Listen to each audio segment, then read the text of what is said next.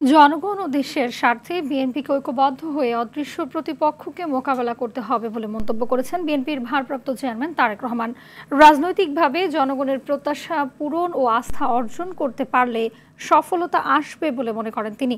বিএনপির ৩১ দফা সংস্কার নিয়ে কর্মশালায় এসব কথা বলেন তিনি। রিপোর্ট করছেন জাহিদ রহমান। দেখুন আরও একটি রিপোর্ট জাহিদ রহমানের। রংপুর, নীলফামারী ও সৈয়দপুরের নেতাকর্মীদের সঙ্গে রাষ্ট্রকাঠামো মেরামত নিয়ে বিএনপির ৩১ দফা বিষয়ক কর্মশালায় অংশ নেন বিএনপির ভারপ্রাপ্ত চেয়ারম্যান। বিএনপি ঘোষিত সংস্কার প্রস্তাব জনগণের কাছে তুলে ধরতে নেতাকর্মীদের নির্দেশ দেন তারেক রহমান। আমাদের সেই অদৃশ্য প্রতিপক্ষ আস্তে আস্তে দৃশ্যমান হচ্ছে, সাথে আরো বিভিন্ন প্রতিপক্ষ কিন্তু তাদের সাথে যোগ করছে।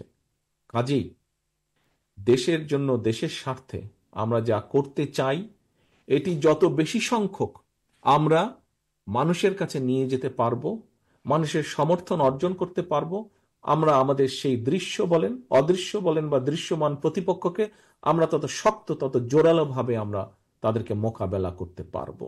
তিনি বলেন, রাজনীতির পুঁজি জনগণ, জনগণের প্রত্যাশা পূরণ করাই একমাত্র লক্ষ্য হওয়া উচিত বিএনপির। আমরা যত বেশি ঐক্যবদ্ধ হব, আমরা যত বেশি বাংলাদেশি জাতীয়তাবাদের আদর্শে বিশ্বাস করব, যত বেশি শহীদ রাষ্ট্রপতি জিয়াউর রহমানের নির্দেশিত পথে চলব, যত বেশি আমরা দেশনেত্রী খালেদা জিয়ার নির্দেশ মেনে চলব, নির্দেশ মোতাবেক কাজ করব, তত রাজনৈতিকভাবে আমরা শক্তিশালী হব।